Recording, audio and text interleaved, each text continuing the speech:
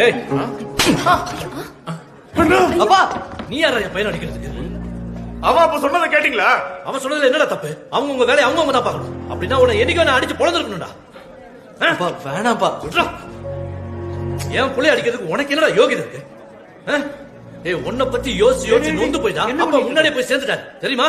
அதுக்கப்புறம் அப்பாவோட ஒரு கடையை நான் தான் உனக்கு தந்தேன். அதனாலதான் நீ இப்ப வாழ்ற.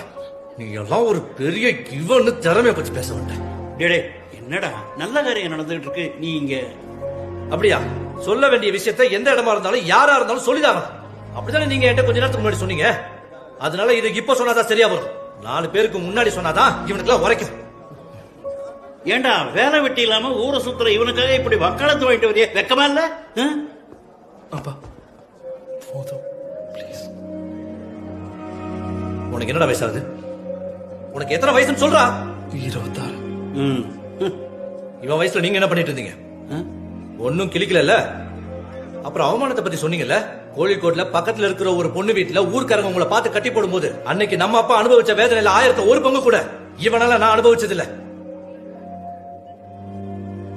ஒருத்தருக்கு உபதேசம் பண்றதுக்கு முன்னாடி நாம எப்படி இருந்தோம்னு யோசிக்கணும்.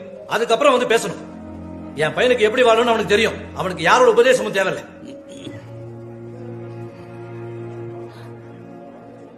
போட. Download ShareChat.